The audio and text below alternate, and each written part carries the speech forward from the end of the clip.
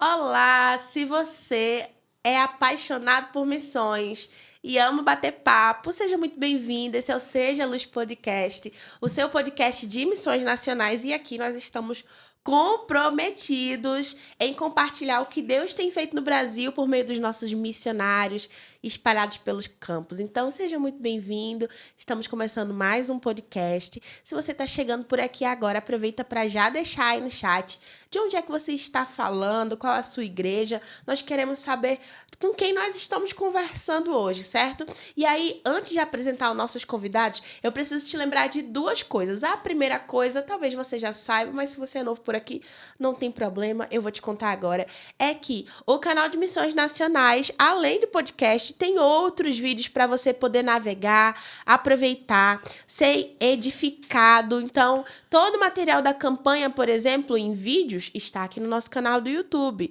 Todo o nosso material de pregações, de devocionais, de histórias de chamado missionário dos nossos missionários estão todos aqui no nosso canal. Então, se você quiser ficar por dentro e ainda não é inscrito, se inscreva no canal de Missões Nacionais e acompanhe os nossos vídeos. Todos os podcasts que nós já fizemos estão inclusive aqui. Se você não viu algum, você pode retornar, escolher aí o que você quiser e que, quem sabe, até maratonar. Dá para maratonar os nossos podcasts e acompanhar enquanto você está lavando a louça, enquanto você está ali estudando, ouvindo os nossos podcasts. Então, seja muito bem-vindo. Se você não é inscrito, se inscreva no canal. E aí tem um sininho ali do lado que você pode clicar e receber notificação sempre que sair um vídeo novo. Então, aproveita. E aí, a outra coisa que eu quero te lembrar é que nós ainda estamos em mês de campanha, tempo de campanha de missões nacionais, com o tema Jesus Transforma, que é a celebração, faz parte da celebração dos 50 anos da ação Jesus Transforma. Se você já participou de alguma ação, operação Jesus Transforma, na sua cidade ou em outra cidade, em outro lugar, você sabe como é uma ação impactante para quem participa, para a cidade que recebe. E nós estamos completando 50 anos e nada melhor do que celebrar dando tema à nossa campanha de missões nacionais, que é um tema tão pertinente. Jesus Transforma, que é a mensagem que a gente carrega não só na nossa camisa, mas dentro do nosso peito, dentro do nosso coração. Então, se sua igreja está participando da campanha, como é que está sendo a campanha aí na sua igreja? Nós temos aí alguns alvos e o nosso sonho para este ano é a terceira carreta missionária. Então, se você também sonha com isso, se você também quer participar disso, você pode, inclusive, ofertar, porque nós ainda estamos em período de campanha, as ofertas estão sendo canalizadas para novas frentes missionárias e a terceira carreta missionária é uma nova frente missionária que nós queremos ter. Quem sabe 2025 a gente comece o ano com a terceira carreta missionária. Já pensou uma carreta missionária lá em Fortaleza, na Assembleia da Convenção? A gente tem as 3 carretas já? Para isso, a gente precisa da sua oração, a gente precisa do seu investimento. Então, participe da campanha de missões nacionais Jesus Transforma. E já que nós estamos falando sobre a transformação que Jesus pode oferecer, hoje nosso convidado tem tudo a ver com isso. Hoje a gente vai ouvir um testemunho muito legal de um casal muito especial, que talvez vocês já conheçam, já tenham visto por aí, mas a gente vai poder bater um papo com eles e ouvir um pouquinho sobre a história dos nossos missionários, o Sérgio e a Miriam. Sejam muito bem-vindos ao Seja Luz Podcast. Muito bom receber vocês muito aqui. Obrigado. E eu queria já começar pedindo que vocês se apresentassem, contassem, eu sou o Sérgio, eu sou a Miriam, de onde vocês são, qual o projeto que vocês atuam. Meu nome é Sérgio Luiz de Souza, trabalho na Cristolândia, São Paulo, né? Moro em Santo André, no ABC, e toda aquela maratona para chegar até a missão, mas Deus tem nos fortalecido naquele campo missionário, onde eu saí há 15 anos da Cracolândia de São Paulo. Hoje eu ajudo meus irmãos, anunciando o Evangelho de Cristo, que só Jesus Cristo transforma. Se eu conseguir, eles conseguem. Amém. E eles têm saído do papelão, do colchão, das ruas, e têm visto a glória de Deus na minha vida e na vida deles. Amém. Porque nada é impossível para aqueles que crêem pela fé em Jesus Cristo. Pela fé, somos transformados. E pela graça de Deus, eu consegui pela fé e eles conseguem também. Amém.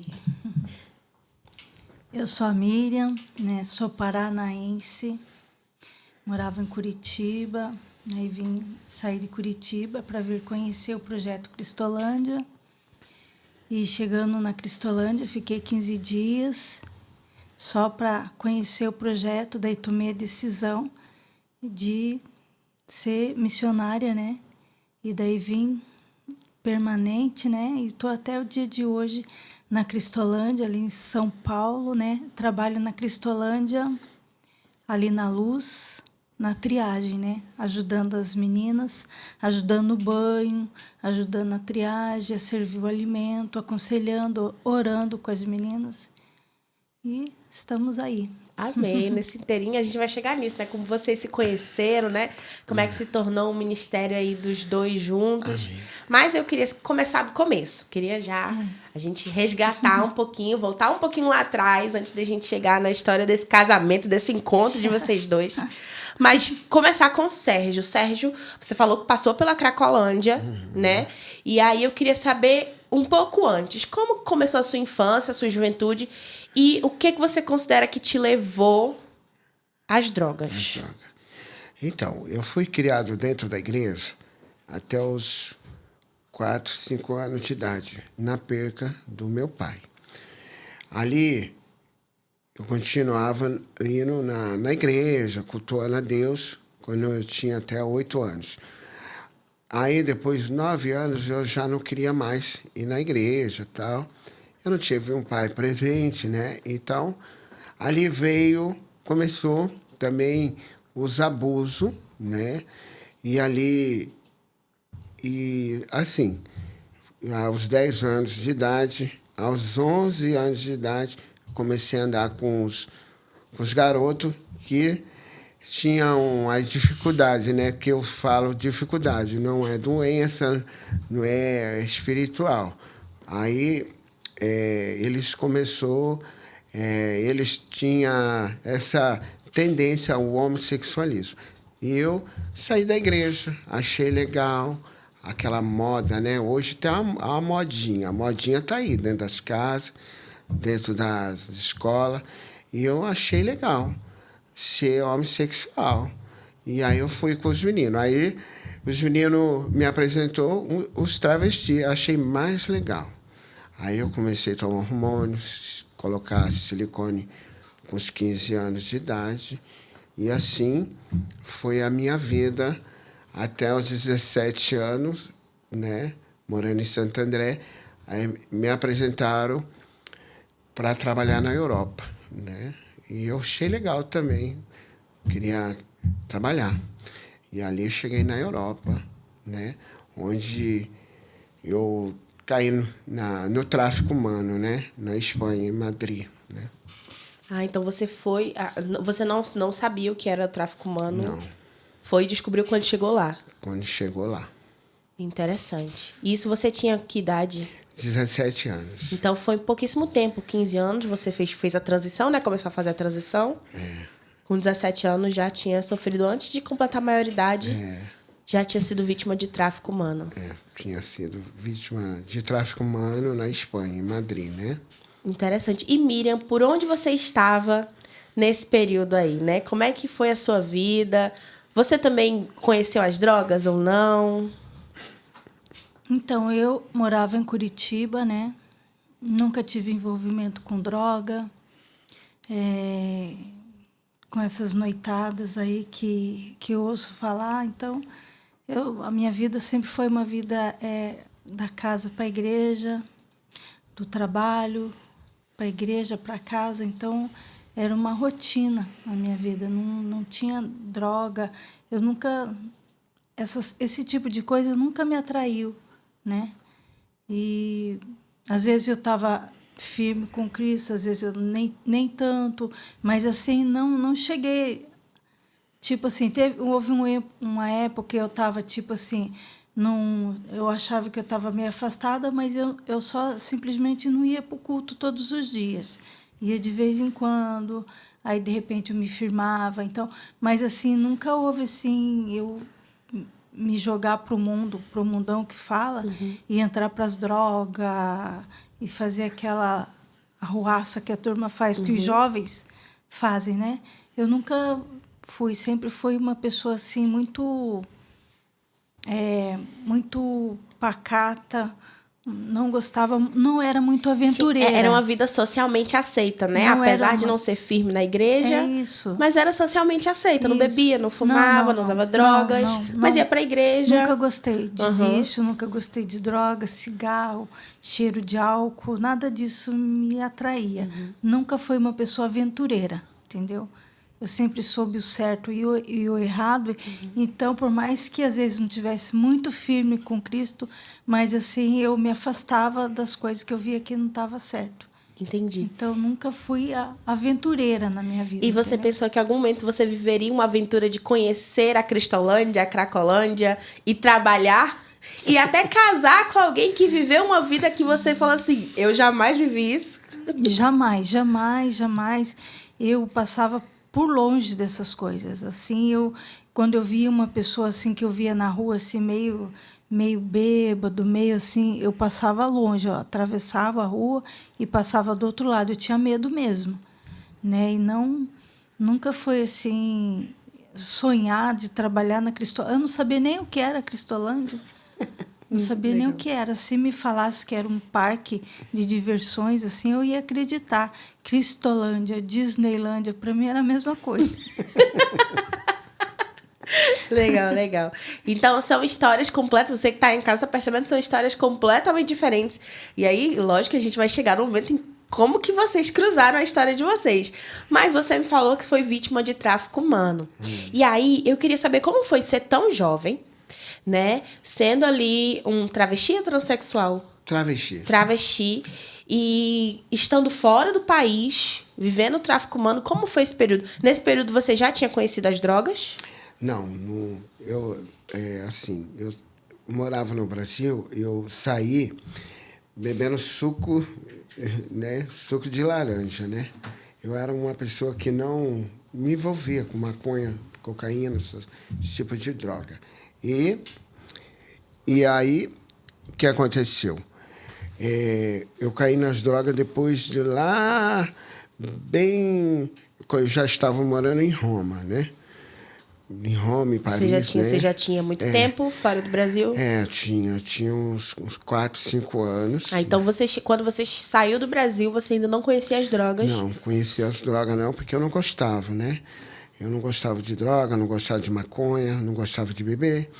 E aí a dificuldade na Europa, por ser muito frio, nevar e tal, e aí me apresentaram as drogas que poderia esquentar, né? Me aquecer, né? Então, eu bebia suco de laranja. Depois, eu comecei a beber uísque na Europa, né? Você vê que, para mim, foi uma satisfação legal. Mas não foi muito legal na minha vida, não. E como vítima do tráfico humano, assim, como foi sua vida chegando lá? Você só percebeu que era tráfico humano estando lá? Não, já, né, chegando lá, eles me pegaram, né, e já foi tudo armado. Aí eles falaram, não, você vai trabalhar em tal lugar, tal. Aí quando eu cheguei lá, né, e eu vi as pessoas falando, né. Aí eu me deparei com meninos, né, garotos que foram levados para jogar bola, que era vítima do tráfico humano também. Aí me deparei com as meninas que foram levadas para trabalhar como modelo e tal. E elas estavam também no tráfico humano, né? E aí eu me deparei que eu entrei e eu não poderia sair, por causa que eles ameaçavam as famílias, né? Então, tinha minha mãe, tinha minha família, então eu tinha muito medo, né? Eles tinham toda a minha rotina aqui no Brasil, né? E na época de 87, 89, aí a gente se matava muito travesti no Brasil, se matava muito travesti na Europa, né? Então, eu tinha muito medo, né? Tinha muito medo. Então você acabou vivendo refém, né? Refém. Você tinha que ficar ali. Refém, eu tinha que ficar ali, né? Trabalhando nas boates ali, que eles têm toda uma organização, né? E tem o pessoal que é armado, que por ser estrangeiro, um país que a gente não pode denunciar.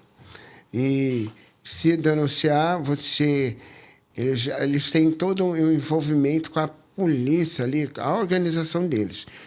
Então, rola muito dinheiro. E muitas meninas que eu conheci, né, colegas minhas que eu conheci lá, foram assassinadas e sumiram com o corpo também, né? Muitos deles, né? Então, a gente ficava com medo. Eles tinham toda a rotina no Brasil, né? Toda a rotina, porque tinha pessoas aqui infiltrado, né? Sim. E em que momento você conseguiu se desvencilhar disso e voltar para o Brasil, né? Ou você... E como foi esse envolvimento com a Jó? Você disse que começou ali bebendo uísque porque precisava se esquentar, foi apresentado a outras drogas. Mas lá para frente, né? Eu saí fora do tráfico humano porque eu conheci uns travestis do Rio de Janeiro. E ali, eles tinham todo um macete, né? Eu era muito novo, aqueles travestis mais antigos e tal. Ele falou, olha, a gente está juntando um dinheiro aqui, né? Se você quiser ir com a gente, nós vamos embora. Se quer ficar na mão deles, problema seu. Mas eles tinham retido nossos passaportes, né? Então, a gente não conseguia, sair muito fora, por quê? Se a polícia pegasse você sem passaporte na rua, documentação, a espanhola, a polícia da Espanha deportava você, né, rapidinho. Então, como um travesti do Rio de Janeiro, ele falou assim, olha, tem os macetes.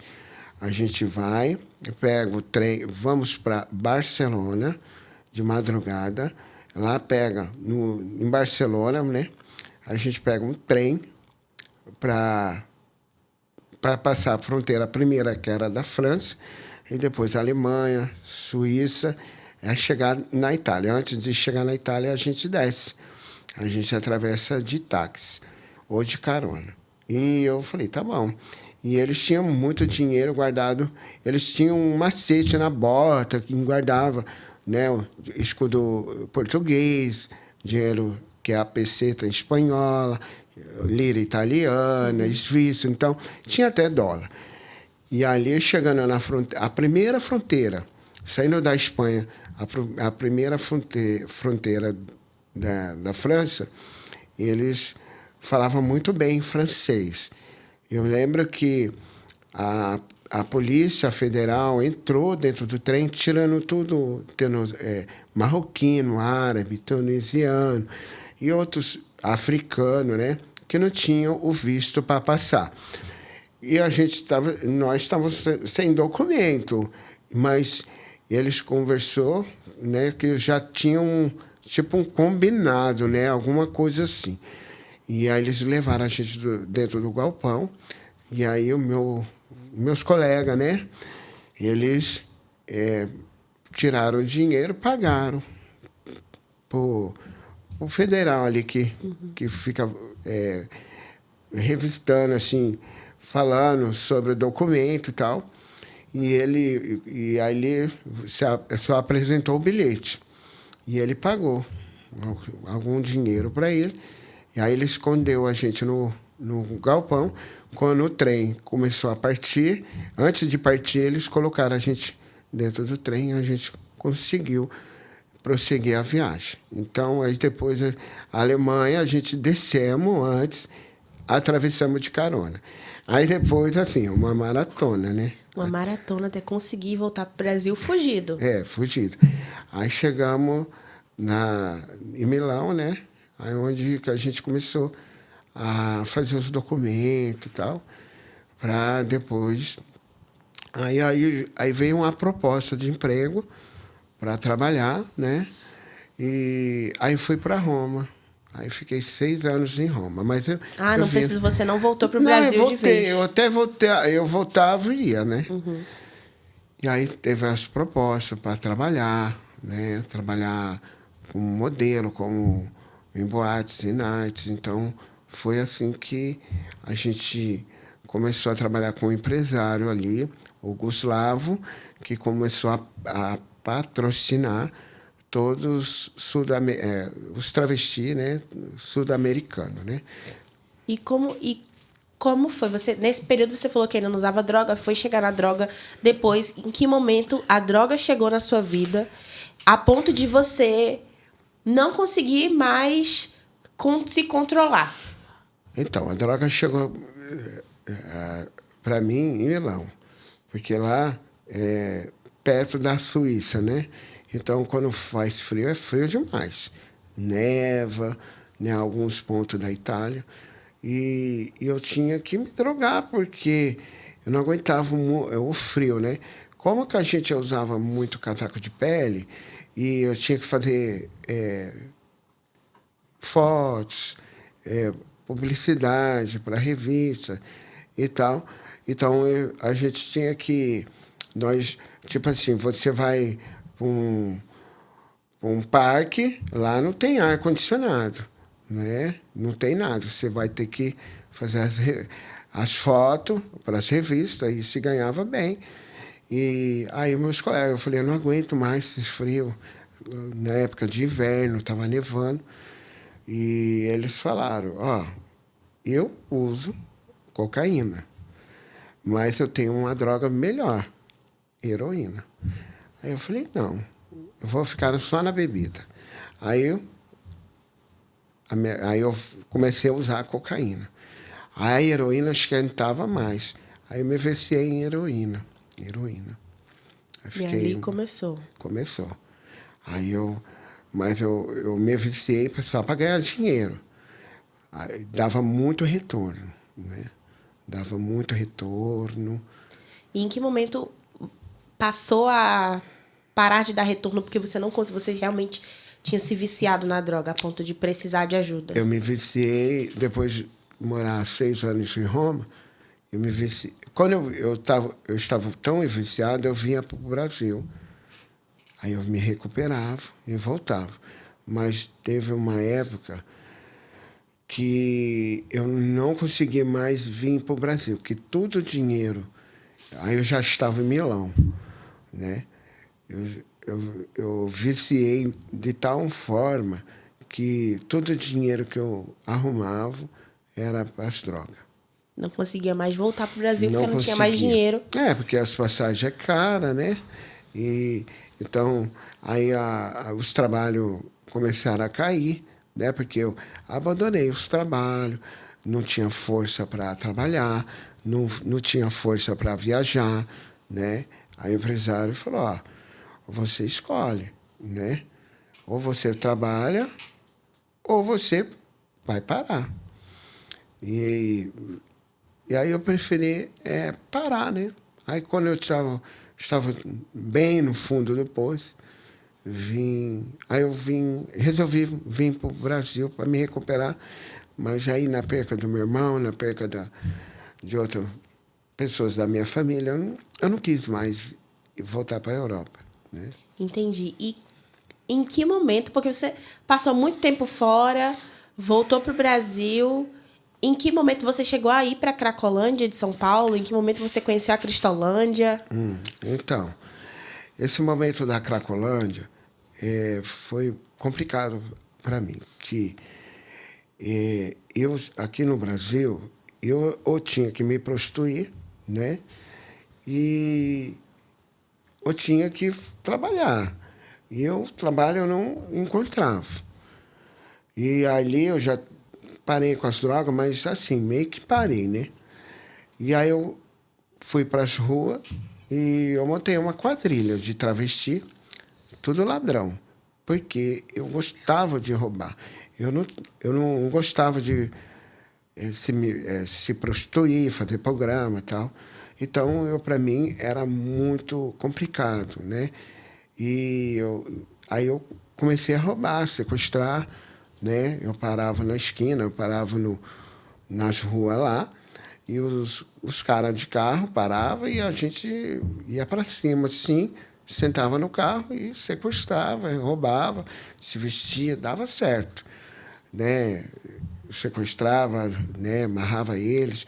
Então, eu tinha uma quadrilha de 3 travestis, né? 3, 4, né? Aí eles começaram a fazer a denúncia, a fazer a queixa. Aí eu fui preso 2 vezes.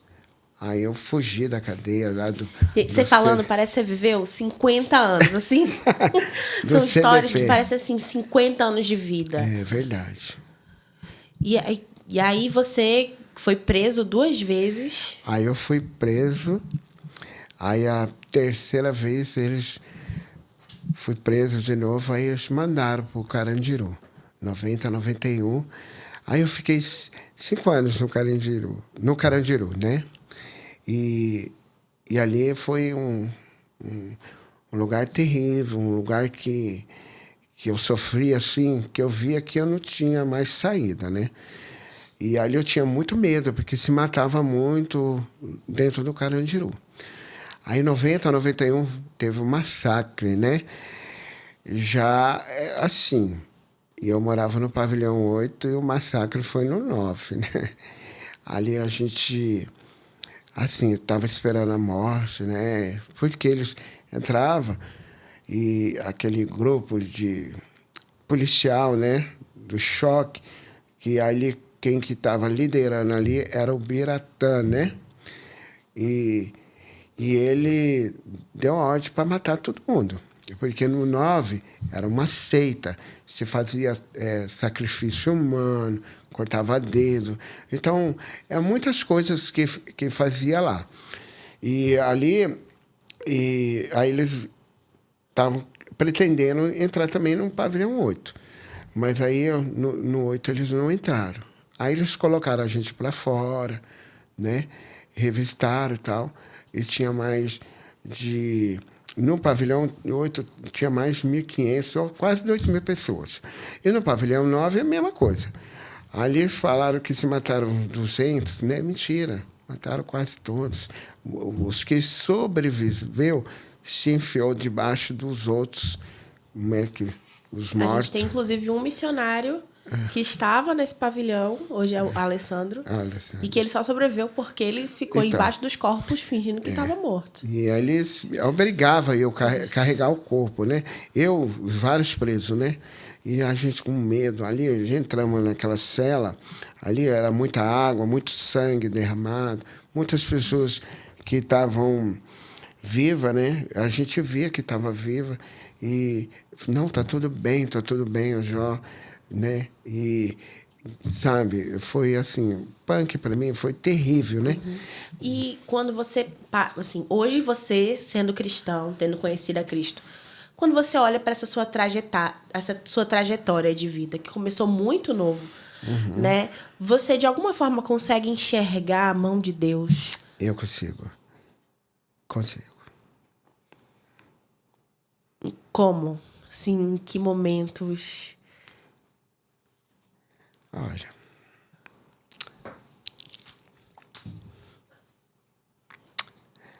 Livramento, né? Livramento. Eu fico emocionado. A mão de Deus sobre a minha vida, através das orações da minha mãe. Porque ela orava a Deus, né? Deus, protege meu filho. O único filho que eu tenho, caçula. Os outros tá tudo certinho, minhas filhas. A única que mais me deu trabalho, saiu de casa. E ela orava, né? Como eu falo, né? Eu só não fiz a operação transexual na Tailândia, porque eu estava tudo projetado para mim fazer a operação, mudança de sexo, casar na igreja, casar, assim, mudar o nome, né? E ela falou para mim, você não vai fazer porque eu creio no Deus que eu sirvo. Deus me deu um filho homem, nem uma filha mulher. Então, tudo que eu passei, eu vejo a mão de Deus. E os livramentos, né? Eles tentaram me matar várias vezes nas ruas, levei tiro, né? Na própria minha casa tentaram me assassinar. E Deus sempre dando livramento, porque eu era um propósito de Deus, de oração, né? E minha mãe orava, né? Então eu fico muito emocionado porque eu vejo a glória de Deus, né? Só Jesus pode transformar, né? Hoje eu tô aqui, bonitão, casado, mas tudo é tudo pela honra e glória do Senhor Jesus Cristo, porque eu falo para meus irmãos das Cracolândia, né? Porque eu trabalhei na Cristolândia, na Central, Madureira, em outros que a gente implantamos, mas eu falo assim, olha, sai dessa vida, porque essa vida não é fácil, mas tudo é possível para aquele que crê, né? Eu era assim, assado, e Jesus mudou minha história. E está mudando cada vez mais. Estou em processo.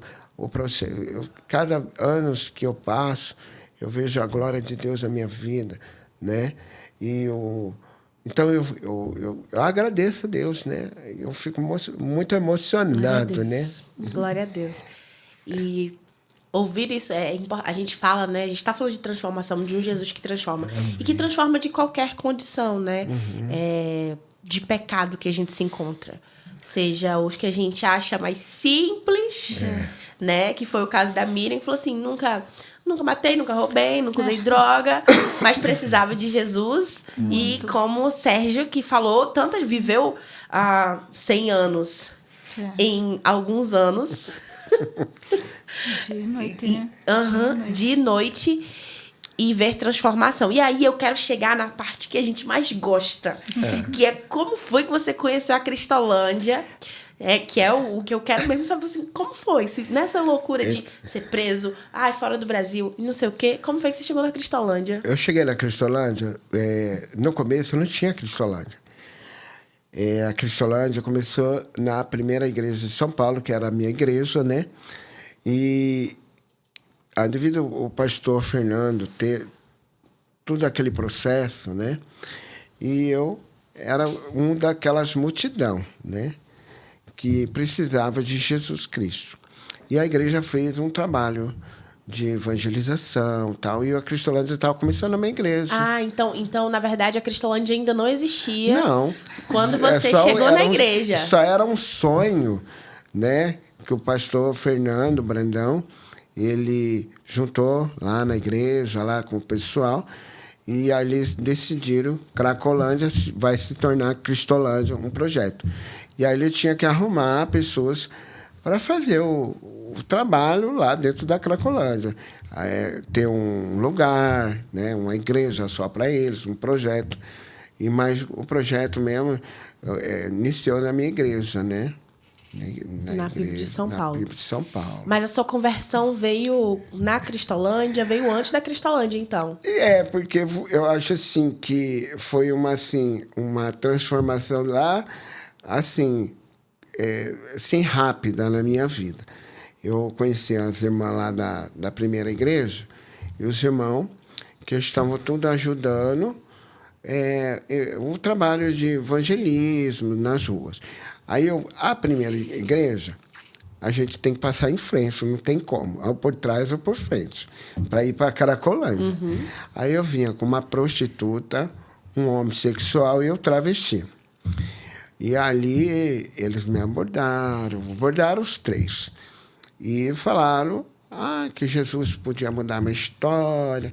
Eu falei, que Jesus é esse? Eu sou filho de crente. Eu vivo 30 anos nessa vida, desde 11 anos, 12 anos de idade. Nossa, passei por tanta coisa e não teve mudança na minha vida.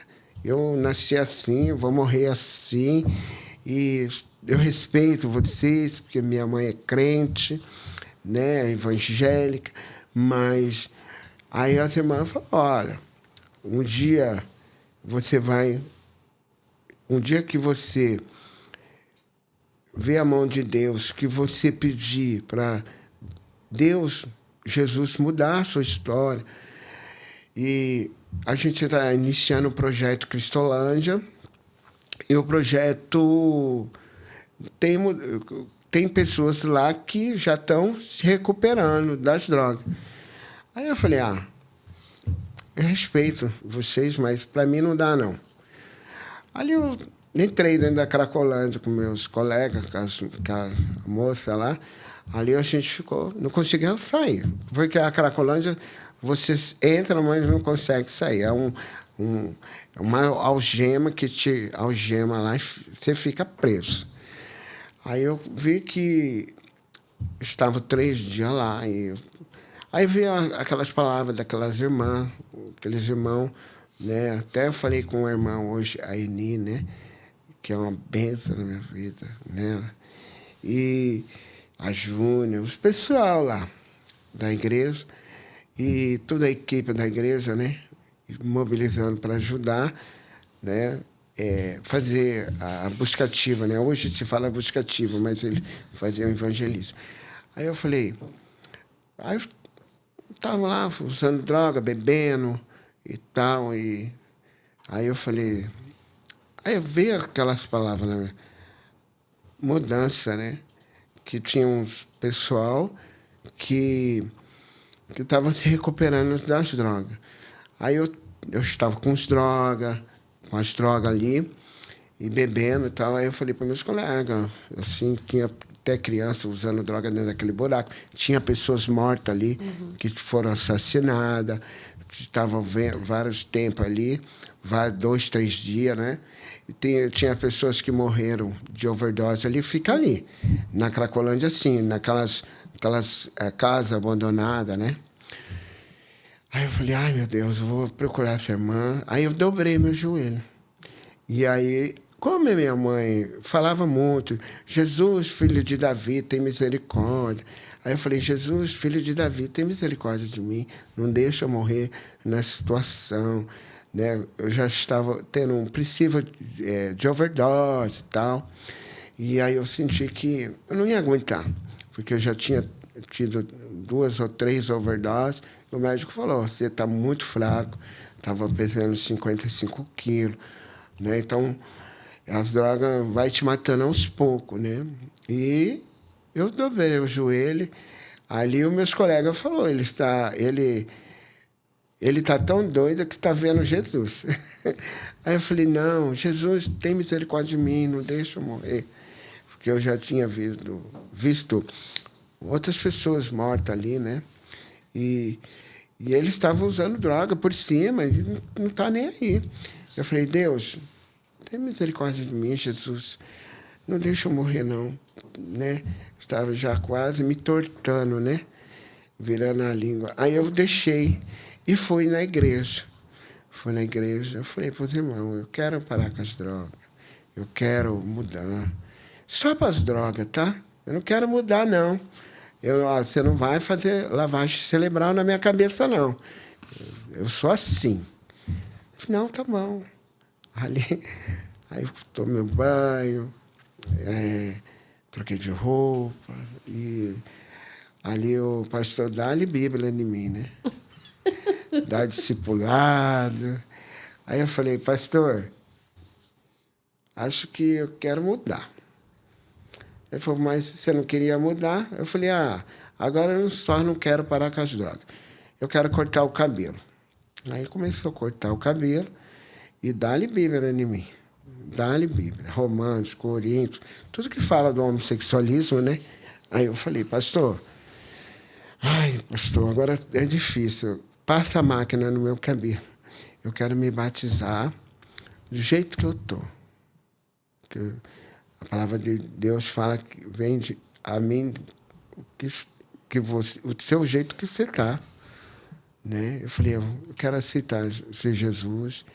Né? Eu não quero partir dessa vida e ir para o inferno, né? Porque a palavra é bem clara, né? Romanos, capítulo 1, fala lá, 25, 31, não herdarão o reino de Deus homossexual, homem com homem, mulher com mulher, avarento, ladrão, se morrer no pecado. Aí então eu quero aceitar mudança. Aí depois eu aceitei batizar com silicone e tudo, né? E me batizei. Aí o pastor Fernando também me abençoou a minha vida, né? Tirei todo o silicone, fiz 9 cirurgias, toda a equipe da Junta de Missões Nacionais. Foi isso. E nesse momento começou aí sua trajetória na Cristolândia, agora com Jesus. Aí eu fui fazer um radical, 2010. 2009, depois de 2010. E os 27 da Cracolândia, né, vai trabalhar como Radical Brasil. Aí nós viemos para o Rio de Janeiro implantar a segunda Cristolândia Central Brasil, né? Ali foi um desafio muito grande para trabalhar, né? Toda a equipe, Raoni, Joyce, todo o pessoal, Maciel. No né? iniciozinho da Cristolândia. Os primeiros. Aí Deus começou a abençoar, usar a minha vida, né? E eu comecei a fazer a cirurgia, tirar todo o resto do silicone e tal. Foi assim.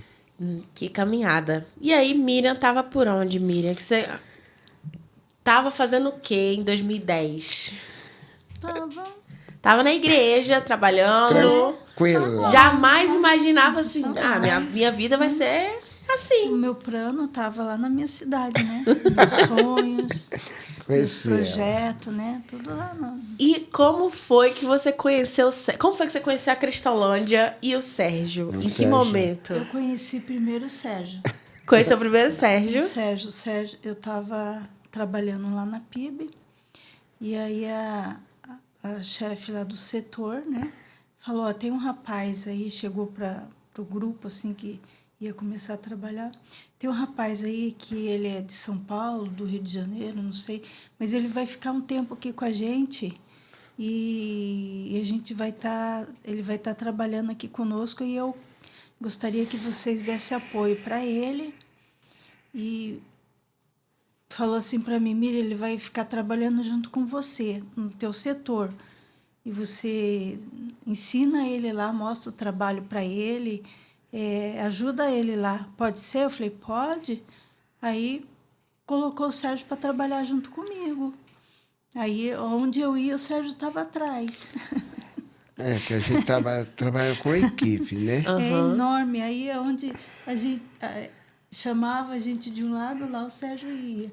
Ia para outro lado, lá o Sérgio ia. Então, a gente ficou tempo trabalhando junto, né? E ele aguardando a cirurgia que ele foi fazer lá. Enquanto a cirurgia não chegava, ele ficou trabalhando junto comigo. Você vê como que Deus faz? E aí, imaginava que ia casar com o Sérgio? Nunca, jamais, nem no pensamento, nada. Só ali, funcionário ali trabalhando junto, ensinando o trabalho para ele. E a Cristolândia, em que momento ela entrou na tua vida e como foi o impacto de conhecer a Cristolândia? Você falou que tinha um plano, que inclusive, quando viu uma pessoa em situação de rua passar por você, você não queria nem perto. Então, como foi esse processo, então, de conhecer a Cristolândia? Então, o Sérgio, quando a gente ficou amigos, né? Aí ele me convidou para namorar com ele e tudo. Aí eu meio que fiquei um pouco assim, receosa. Aí eu falei, vamos orar, né, Sérgio? Se for da vontade de Deus, né? Vamos orar. Ela orava para mim, Deus, manda esse rapaz embora. Eu falei, Deus, manda, dá para mim. Mira, é uma mulher que é de Deus, é uma mulher que eu sonhei. Igual eu falei pro Roberto Cabrini de frente. E a Mira falou, não, Senhor, manda ele embora, some da minha vida. E a minha oração Você foi mais... Você fazendo oração a favor, ela fazendo oração, vamos orar contra. A minha oração foi mais forte. Aí, é verdade. Ele me convidou para vir conhecer a Cristolândia. Conhecer. E eu vim conhecer a Cristolândia. Fiquei 15 dias na Cristolândia. Quando eu cheguei na Cracolândia, que assim, eu me deparei com aquela quantidade de morador de rua. Eu falei, Sérgio, nós vamos passar por aqui, eles vão pegar... O Sérgio ficava rindo de mim, assim, sabe?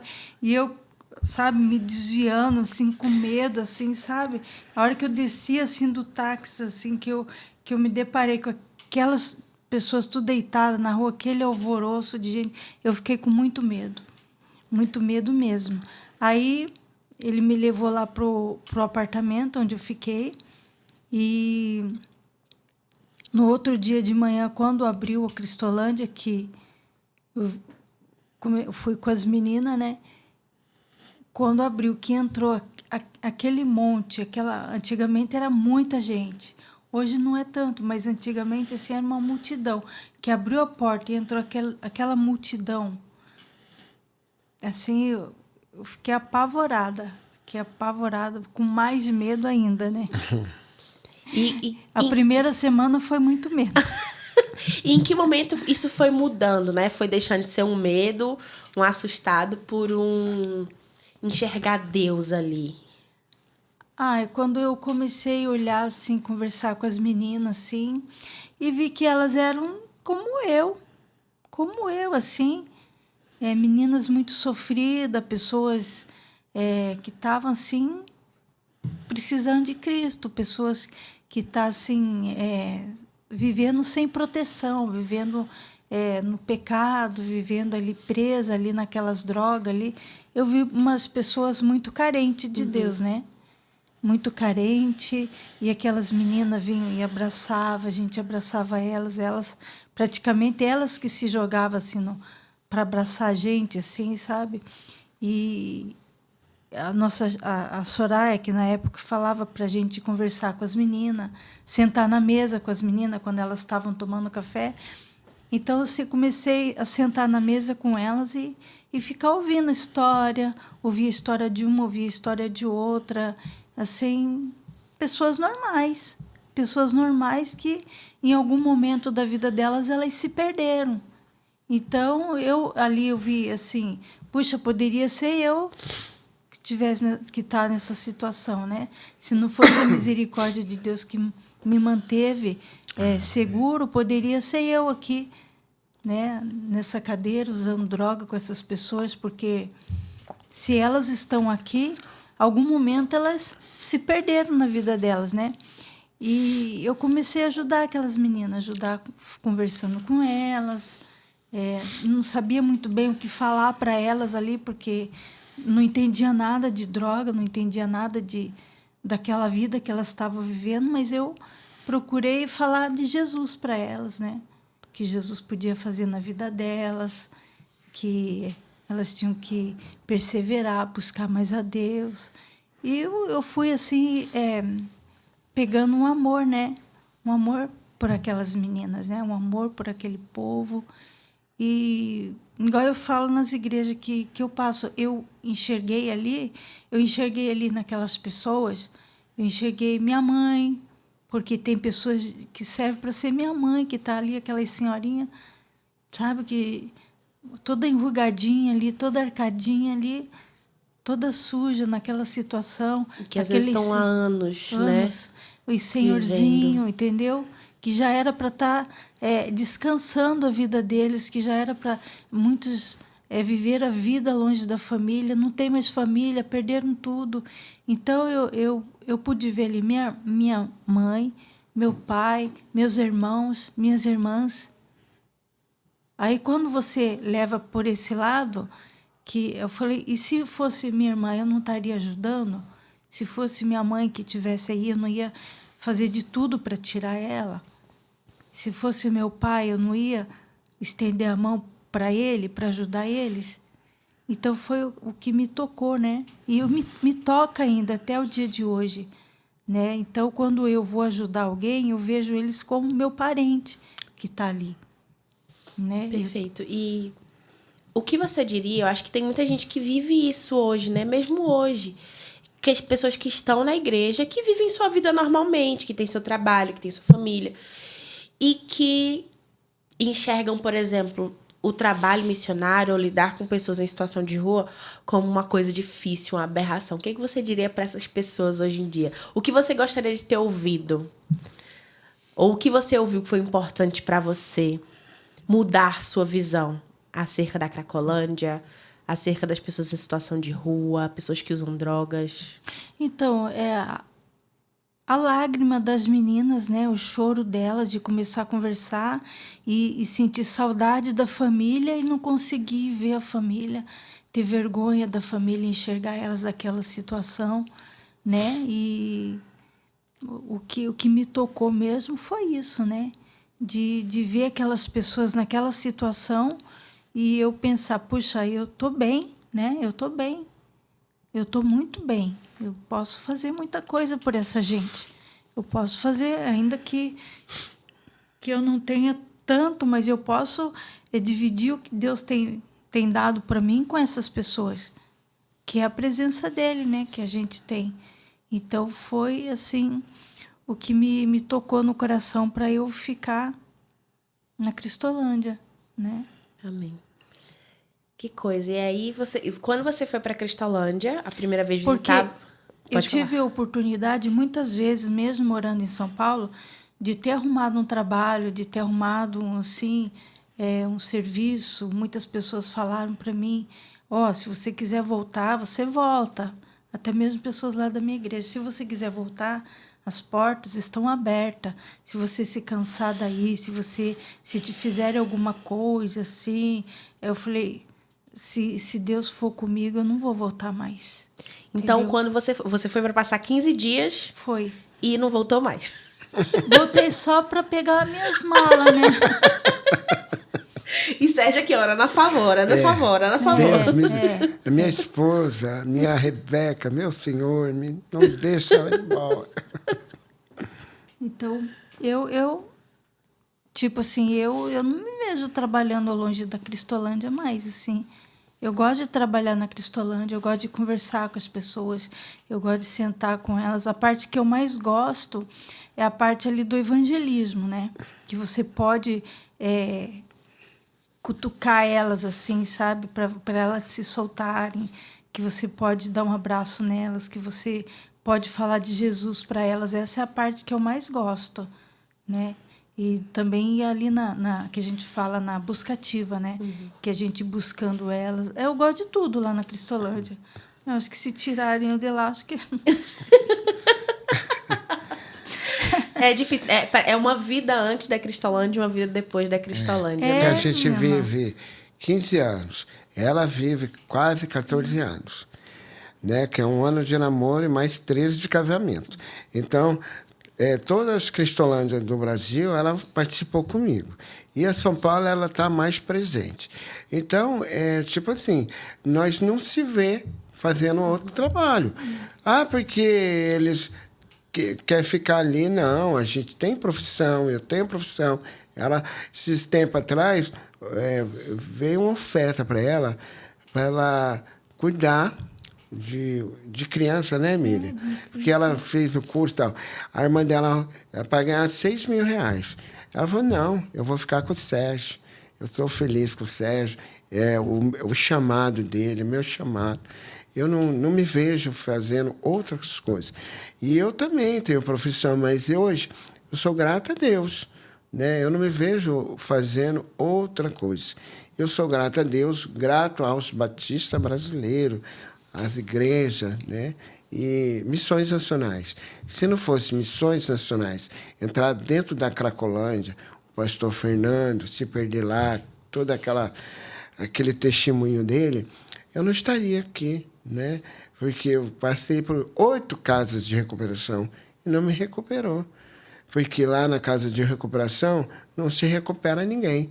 Mas quando entra Jesus, né, o discipulado, a palavra de Deus, né, o amor de Cristo, coloca homens e mulheres de Deus na vida daqueles necessitados que estão ali acorrentados pelas drogas, pelo pecado, né? E Deus foi assim, colocou anjos, né? Anjos e as igrejas, né? As igrejas que passam... Porque eu falo assim, nós da Cristolândia, que foi resgatada, a gente não dá lucro nenhum, só dá prejuízo. Né? Mas nós vimos a mão de Deus, né? Através de vocês, através das igrejas, que abençoa, oferta, ajuda, né? E quando a gente pensa no ser humano, né? Quando a gente pensa no financeiro, a gente fala, realmente, Cristolândia não dá retorno nenhum. Não dá. Porque é gasto. Não sei, vocês estão aí assistindo, que estão na igreja, sabe que Cristolândia chega e sempre tá... porque precisa abrir mais unidade. Porque precisa botar comida para usar coisa para poder comer. Gasto. Mas quando a gente fala de eternidade, é muito lucro, né? A gente conseguir chegar com o evangelho nos lugares que ninguém quer ir. E a gente saber que o evangelho chega e transforma em qualquer condição. Acho que poder ouvir a história de Miriam e poder ouvir a história de Sérgio, que são histórias tão distintas, e saber que Deus alcançou Miriam e Deus alcançou Sérgio dos lugares diferentes, com histórias diferentes. Isso que faz sentido a gente carregar isso aqui no nosso peito. Jesus transforma. Amém. Porque é qualquer condição, qualquer situação, em qualquer lugar. E vale o investimento, né? Vale o investimento do tempo, vale o investimento do dinheiro, vale o investimento da nossa vida empenhada em saber que Jesus alcançou Miriam, Jesus me alcançou Sérgio. E que a gente quer ouvir muitas histórias ainda, de Miriams, de Sérgios. E aí eu quero saber hoje, né, vocês trabalhando juntos, como é agora para vocês, trabalhando juntos, chegar, por exemplo, na Cracolândia e poder contar a história de vocês. Você já teve a oportunidade de ver gente que você conheceu na época que estava na Cracolândia e poder evangelizá-las? O Cleiton, né? Cleiton, Silvia. Que legal. Várias pessoas. Não é só... se eu passar falar assim, eu tenho vários nomes, né? E hoje eu vejo eles... Eu costumo falar assim na Cracolândia, né? Dentro da Cracolândia. Né? Como eu falei para o Cleito, para Silvia também, e outras pessoas. Ela falou, olha, sai daí, sai. Olha, mas não dá jeito para mim. Você teve sorte. Eu falei, não tive sorte. Foi Jesus. E eles mudam a história. E até o Cleiton agora casou. Glória a Deus. Eu tenho a foto dele no papelão, lá assim, no colchão. A gente pegava o Cleiton. É gratificante. Gratificante. Poder ajudar uma pessoa que está ali naquela vida, ali, naquela situação. Aí depois você vê a pessoa bem, sabe? É uma alegria, é uma satisfação muito grande. Eu acredito que Deus, Jesus, ele chamou o Sérgio e me trouxe lá da minha terra também com um propósito, né? E lá no meio da Cracolândia, quando a gente passa, todo mundo conhece o Sérgio como o pastor da Cracolândia. Eles falam, entre os moradores, eles falam. Que legal. Pastor, ó o Sérgio. O Sérgio, rapaz, ele era assim. Agora, olha, ele mudou. Jesus mudou a história dele. E eu falei pro Cleito, né? Cleito, não tive sorte. Jesus mudou a minha história. Eu também passei por várias casas de recuperação, como você falou lá. Aí a gente cuidamos do Cleito. O Cleito ficou 5 anos, fez o radical. E como eu falei lá anos atrás, Cleito, Deus foi tão bom comigo que eu casei. Se eu acreditei, a minha fé, você acreditar, você vai casar também um dia. Não, para mim não. Você teve sorte. E o Cleito hoje está sendo cuidado pelo pastor Richard, na Praia Grande. O Cleito casou. E ele me apresentou a noiva dele. Casa esse mês? Ele me apresentou a namorada, depois a noiva. Queria que eu fosse padrinho de casamento dele. Falei, Cleito. Ele falou assim, Sérgio, você lembra que você falou? Eu casei, tu casa. Nada está perdido. Agora eu estou casando, Sérgio. Então, é assim, é uma gratificação que Deus tem nos usado, eu e Miriam. Glória a Deus. Na Cracolândia, nas igrejas. Eu tenho trabalhado, tenho ajudado muitos homossexuais, lésbicas, né? Não seja só usuário de droga, mas traficante, né? Que eles se renderam a Cristo, né? Então, eu tenho várias histórias, né? Na Central do Brasil também, porque eu trabalhei com pessoas que ali na Central, quando nós iniciamos o trabalho Cristolândia ali, tem muito travesti, prostituta, né? Homossexual. Eu trabalhei bastante, então hoje eu vejo... É um grupo extremamente marginalizado, né? E hoje eu vejo o resultado, né? Eles mudaram a história, foram transformados, casaram. Hoje eles obreiro nas suas igrejas, né? Eles mandam os recados para mim, as fotos, né? Às vezes eu passo as fotos deles nas igrejas, porque é a importância, a igreja está orando, ofertando, fazendo campanha, abençoando, porque abençoa não só eu, Sérgio, mas abençoa vários Sérgio, né? E como a minha esposa fala, uma vida vale quanto para você, né? Só de eu estar aqui com a minha esposa, nossa, é o maior milagre de vida, né?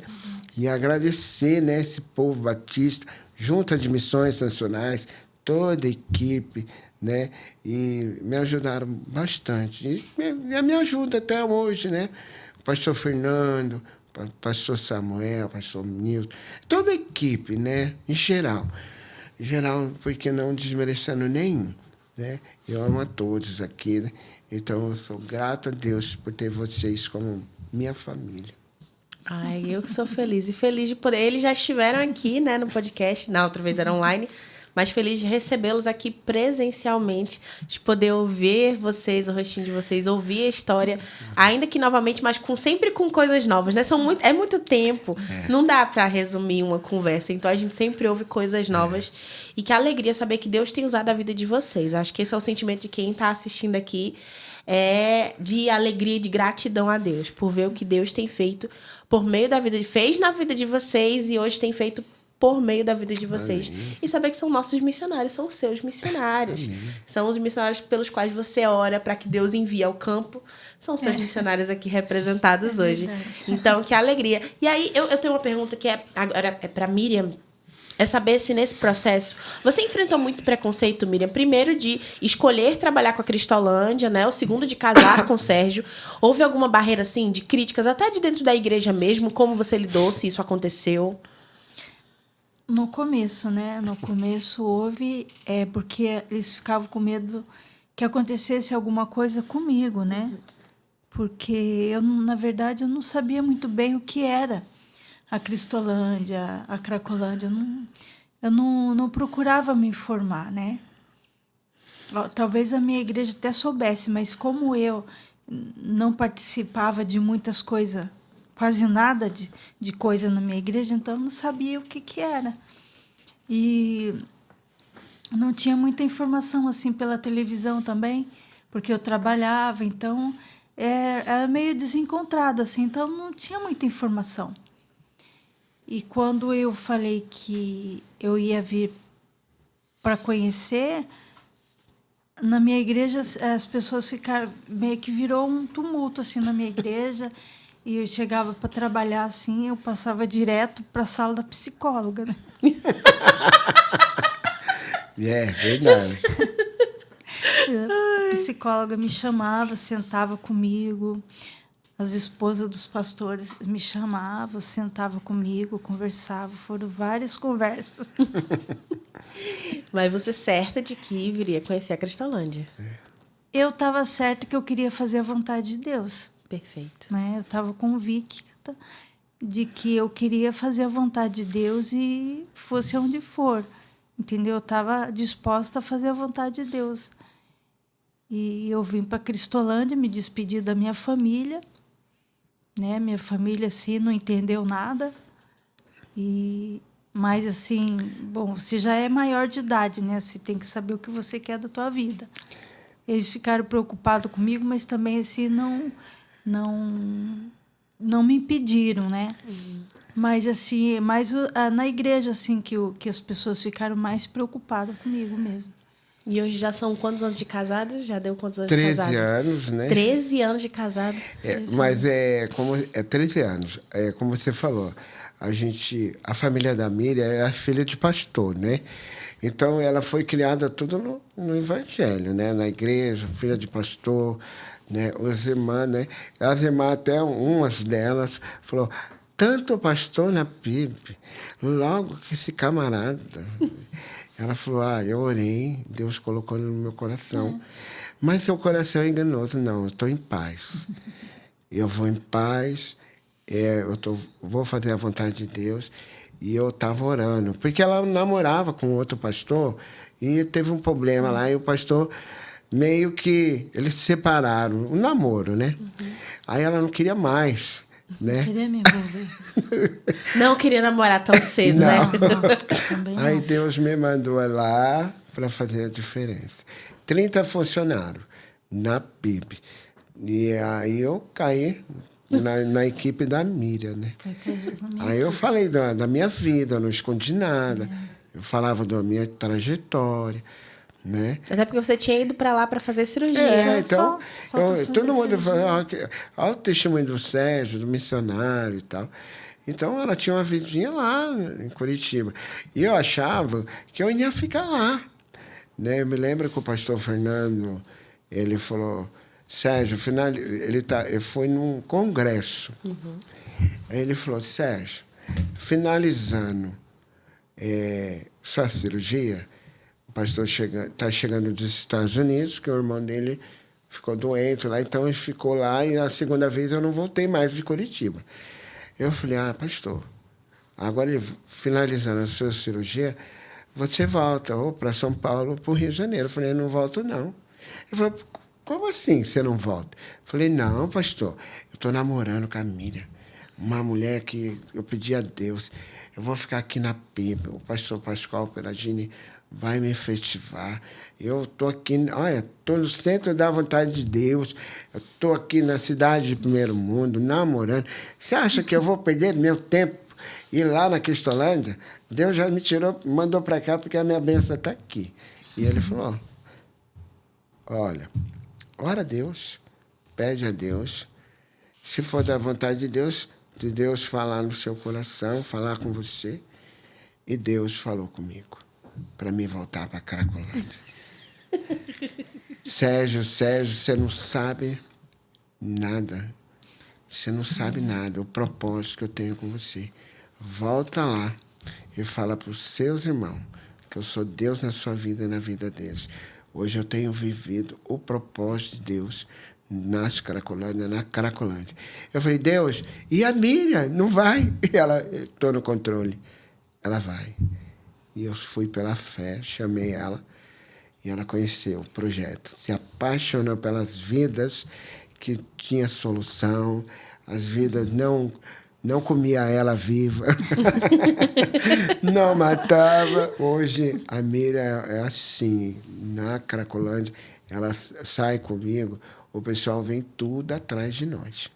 Ai, a Mira está aqui, o Sérgio está aqui, nossa, homem de Deus, porque a gente é uma referência para eles, né? Esses 15 anos de Cristolândia, eu sou formado em missiologia, fiz o radical. Glória a Deus. Sou formado em missiologia e estou se formando em teologia. Falta 3 matérias para acabar. Coisa boa, tá terminando então já. Agora eu já vou se formar também, passar pelo conselho, né? Se Legal. Deus, né, permitir, porque eles já são pastor na Cracolândia.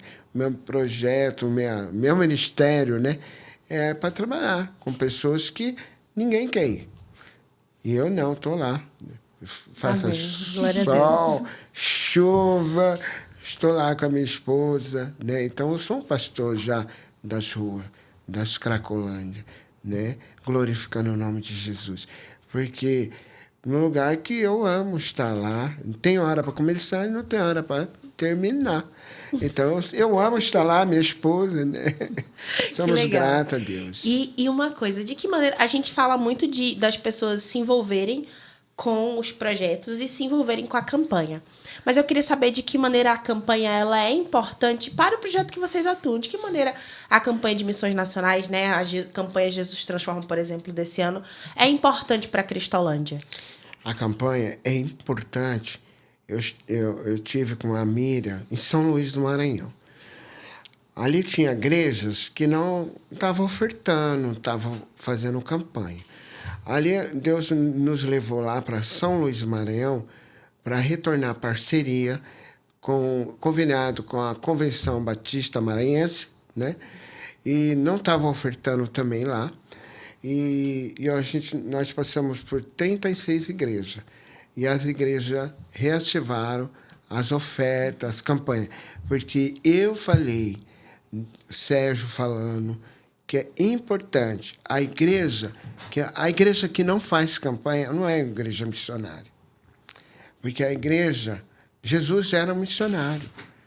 A igreja que não faz oferta, né? Quantas vidas foram transformadas, quantas vidas foram resgatadas. Hoje, o projeto Cristolândia tem criança, o projeto Cristolândia Criança, Viver, vários projetos, né?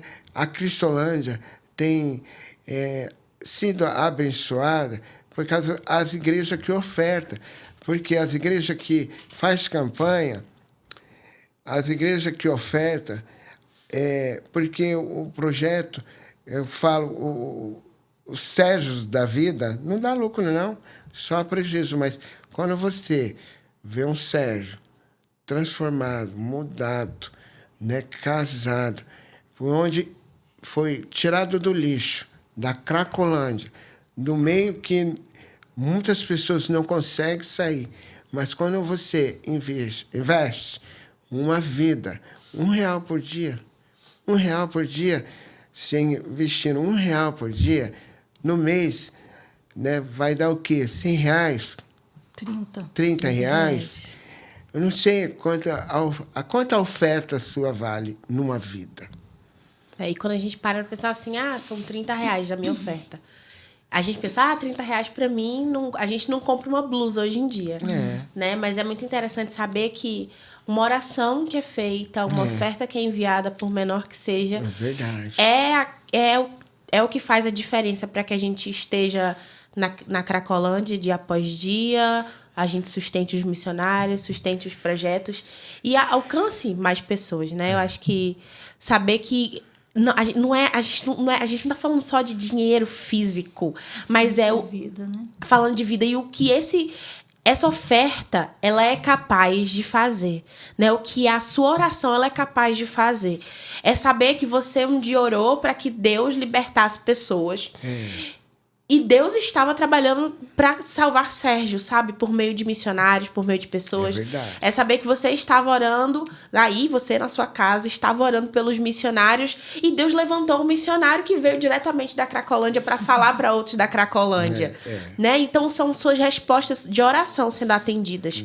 E quando a gente ouve vocês contando, a gente entende o porquê, né? A gente volta e se lembra do porquê a gente vem com isso estampado na blusa, né? E eu acho que, para mim, o período de campanha é o momento mais legal. Legal. Porque é o momento que a gente lembra, não para de acontecer, mas eu acho que é o momento que a gente para, se reúne para ouvir tudo que Deus tem feito durante o ano todo, sem parar, né? E aí, isso é muito legal, muito, muito, muito. E é muito bom receber vocês aqui. Amém. Poder ouvi-los é realmente muito bom.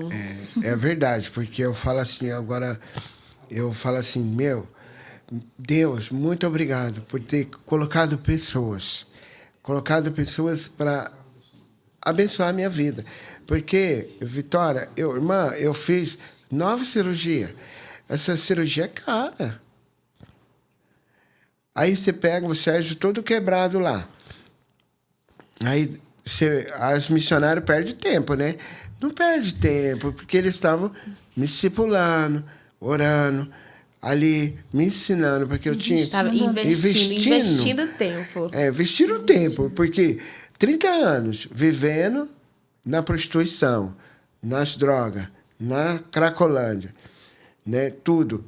Então, eu não tinha hora para comer, hora para dormir, acordar. Hoje eu tenho hora. Eu acordo às 5 horas da manhã, eu acordo assim, cheio de Deus, orando. Porque eu fui ensinado pelos missionários, pelos radicais, né?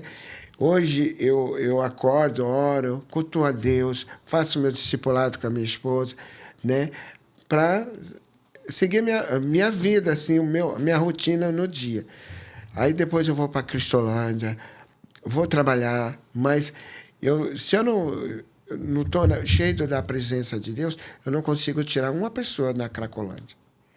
E aí a gente vai lá, em nome de Jesus, cheio de Deus, porque nós não somos super-homem.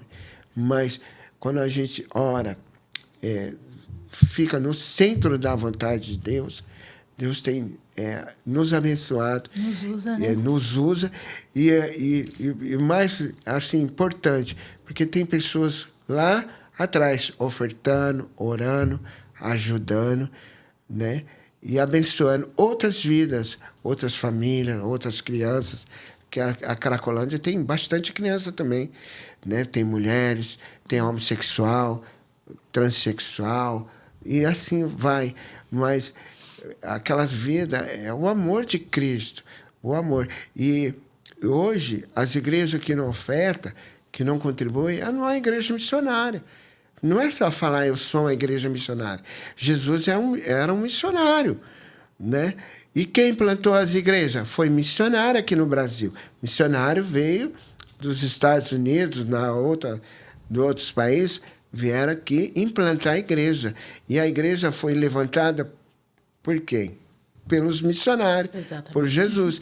E aí, hoje, tem igrejas que não segue o mandamento da Bíblia, de ser uma igreja missionária, ajudar aos povos, aos necessitados, né? Então, Deus fala, mas as pessoas não obedecem, né? Então, mas eu agradeço a Deus pelas igrejas missionárias. Glória a A Deus. igreja que oferta, que faz campanha. Olha, que alegria. Eu acho que a gente está caminhando para o final do nosso podcast, é o momento que você fala assim, poxa vida, realmente. A gente poderia passar muito tempo conversando aqui, batendo papo. E aí, eu queria agradecer, desde já, a presença de vocês. A gente que agradece. A possibilidade de recebê-los aqui, ouvir um pouquinho mais da história, a oportunidade de vocês se abrirem, contando tantas coisas, sempre muito bom. É um testemunho vivo. Meu coração é muito alegre de poder ouvi-los hoje. E aí eu queria que vocês aproveitassem o momento tanto para mandar um oi para a galera que está assistindo vocês, como deixar uma mensagem final para quem está nos acompanhando nesse podcast hoje. Fiquem à vontade, se vocês quiserem falar, quem vai falar de vocês dois, se quiserem falar os dois. Eu agradeço, né? Eu agradeço por estar aqui hoje, por poder estar compartilhando um pouquinho da minha história, compartilhando um pouquinho do meu chamado e compartilhando com os irmãos a maneira como eu me senti ali na Cristolândia, como eu me sinto hoje, né? E eu acho importante, como o Sérgio falou, que as igrejas estejam contribuindo, que as igrejas estejam orando, né? Estejam enviando, né? Aquela pessoa que é vocacionado, né? Aquela pessoa que sente que tem um chamado de Deus, que sente que Deus quer mais dela, né? Para essas pessoas não terem medo, porque da mesma forma que Deus cuidou de mim, que me trouxe eu sem conhecer nada, sem saber de nada, como se eu tivesse caído de paraquedas, né? Ali no meio. E Deus cuidou de mim. Tenho certeza que Deus vai estar cuidando de cada pessoa que se coloca na vontade de Deus, seja através da oração, seja através da oferta, seja através do ID, né? De estar cancelando, adiando o seu sonho, adiando a sua faculdade, adiando os seus projetos para viver uma experiência, para se doar um ano, como são os radicais, né?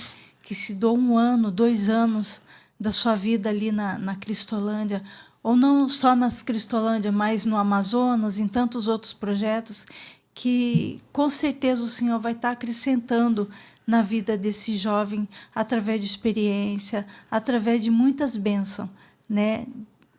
Não tem explicação tudo o que Deus fez na minha vida, porque eu não sou mais a mesma que eu era a de 2011 para trás e de 2011 para cá. Não tenho palavras para dizer o quanto Deus ele trabalhou na minha vida, porque à medida que a gente se dá para Deus ele não só nos usa, mas ele também trabalha no nosso coração. Ele trabalha dentro da gente, né? A gente começa a mudar também o nosso pensamento, o nosso modo da gente ver a vida, da gente enxergar as coisas. Isso, como cristão, é fundamental, né? Que eu era, na verdade, uma crente que não me dava muito, né? Eu não me doava muito, não me doava nada, para dizer. Então, quando eu me senti assim encurralada, que eu entendi o que Deus queria fazer na minha vida, eu simplesmente me coloquei na mão do Senhor. E eu não me arrependo, porque Deus tem cuidado de mim. Deus trilhou um outro caminho na minha vida, muito longe, muito distante daquele que eu imaginava, dos meus planos, mudou tudo. Mas assim, o plano de Deus na minha vida foi e é muito melhor do que o meu, né? Porque Deus, eu vejo o cuidado de Deus. Igual o Sérgio falou, Deus cuida de nós, Deus cuida de cada um que se coloca na mão do Senhor. E a gente tem a nossa família, mas quando a gente vai para a obra, quando a gente vai para o campo, a gente como que se fala? A gente faz parte de uma outra família. Deus ele acrescenta nossos irmãos, Deus acrescenta a nossa família, uma família que a gente não conhece, que Deus começa a acrescentar na nossa família, famílias do reino de Deus, que são pessoas que estavam ali, né? E Deus traz para perto da gente para a gente ajudar a essas pessoas caminharem também. Amém. E eu também quero agradecer, né, a Deus em primeiro lugar, ao pastor Fernando, né? Pastor Fernando foi e continuará sendo um instrumento de Deus na minha vida, né? A Mira estava falando, eu estava falando aqui e eu estava lembrando quantas vezes eu chegava aqui e aquela dificuldade toda, né? Aquela perturbação na minha cabeça. E o pastor Fernando colocava a equipe dele, a Bianca, todos, o pastor Maurício, que está nos Estados Unidos, todas as pessoas aqui.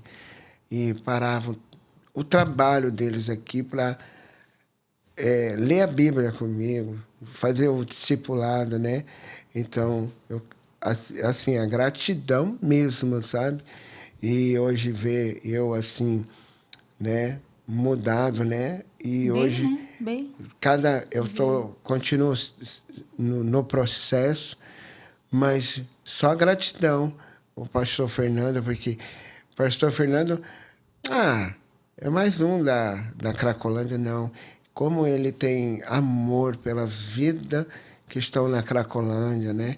Pessoas que ele tem o amor, ele não só ama o Sérgio, mas todos que estão atuando no campo missionário, pastores, né? E pessoas que estão lá também, pastor, eu vejo o amor dele no trabalho da Cracolândia de São Paulo. Ele ia lá dentro do fluxo, abraçava e pegava as pessoas de lá, sabe? Isso é amor, né? E é o dom do Espírito, né? E também eu quero agradecer às igrejas também, né? Não deixe de fazer campanha, ofertar, ajudar. Eu foco muito nisso, por quê?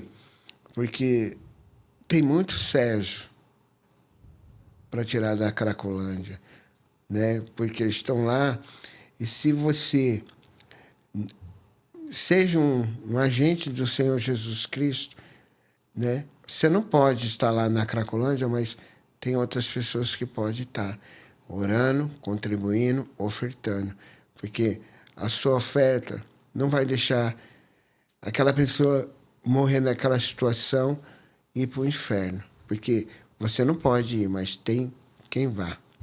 Então, oferte, abençoe vidas como abençoaram a minha vida. Também a Marilena, pastor Zequias, nossa, eles foram meus padrinhos de casamento, pastor Samuel. Então, eu amo toda essa galera aí, de 15 anos atrás, aí, que está aí, ó. Nossa, é uma benção na minha vida. E o pastor Milton, né, que eu não saio da casa dele, lá em São Paulo, né? Então, mas eles têm nos abençoado aí, ajudado, né? E as igrejas, né? E toda a equipe de missões nacionais aqui, que me conhece. Aí, Sérgio, já conhece o testemunho, mas você não conhece que Deus tem feito grandes coisas na minha vida, na vida da Miriam. Porque se nós estamos aqui, porque vocês oram, ajudam em oração, né? E eu vejo, assim, eu vivo de milagre todo dia. Vivo de milagre. Milagres, mais milagres que Jesus tem feito nas Cracolândia, na Cracolândia. E nas igrejas também. Porque eu vejo que nós vamos para as igrejas dar o testemunho, então os testemunhos é diferente, porque a gente vive todo dia um milagre. Não adianta eu ficar só falando o que eu era, mas eu falo que eu vivo de milagre todo dia, de transformação, de restauração em outras vidas, né? E pessoas que estão dentro da igreja têm que escutar. Mães que oram pelos seus filhos. Minha mãe orou 35 anos pela minha vida, né? E ela viu a glória de Deus na minha vida, né? E, mãe, não desista dos seus filhos. Que Deus abençoe vocês e toda a equipe aqui que tem nos recebido, assim, é um privilégio estar com vocês também. Amém. Então, vou aproveitar esse momento para me despedir também, de nos despedir do podcast. Muito obrigada por ter acompanhado até aqui. Se você foi abençoado por esse podcast, aproveita para compartilhar com outras pessoas, compartilhar na sua igreja, aquelas pessoas que precisam ouvir. É um podcast que vai ficar gravado, então você pode assistir depois, pode encaminhá-lo, aí o link para as pessoas. Então, mas muito obrigado por acompanhar acompanhar, bater esse papo bom, né? Esse papo de hoje. Acho que deu para sair desse podcast renovado, deu para sair com a esperança de que Jesus pode transformar até a situação mais improvável. Deu para sair, não deu? Porque eu tô saindo assim. Então, que Deus te abençoe aí do outro lado da telinha. Aproveite para continuar acompanhando o que Deus tem feito no Brasil por meio dos nossos missionários nas redes sociais. A Sérgio e Miriam tem Instagram, não tem? A gente consegue encontrar vocês no Instagram. Então, você pode tanto encontrá-los pelo Instagram, e lá pelo Instagram, com certeza, você consegue contato, não consegue? E eu tenho um canal que você pode acessar no YouTube, né? Colocar Missionário Sérgio Ex-Travesti. Ali vai estar vários conteúdo de reportagem, de trabalho na Cracolândia, Cristolândia, né? E você se inscreva, né? Se inscreva e coloca um sininho lá também, né? Porque hoje Deus tem usado as nossas vidas. Porque hoje eu falo assim, o homossexualismo estão aí, ó, dentro da escola, que é legal, que é a moda, né? Eu falo nas igrejas e falo abertamente, não é legal não. Eles pintam arco-íris, que é rosa, amarelo, muito legal. Não, na minha vida só foi sofrimento.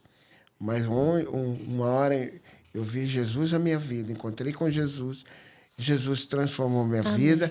Um momento que eu vivia dor, hoje eu vivo milagres, eu tenho direito de ir e voltar, né? Então, eu falo da minha história, eu falo da minha vida, a minha transformação que Jesus fez na minha vida. Então, acesse lá, se inscreva e ajuda lá, compartilha lá. Que só Jesus Cristo transforma. Amém. Então, aproveita e acompanha Missões Nacionais também nas redes sociais. Basta procurar por Missões Nacionais, Facebook, Instagram, TikTok, canal do WhatsApp, aqui no YouTube por Missões Nacionais. Assim você consegue acessar e ficar por dentro de tudo que tem acontecido. E a gente tem um encontro marcado na próxima quarta-feira. Não esqueça, próxima quarta, às 15 horas da tarde, nós estaremos aqui. Continuar para a gente bater um papo, nosso papo regular de toda quarta, certo? Vamos ouvir um pouco mais do que Deus tem feito aí pelo Brasil.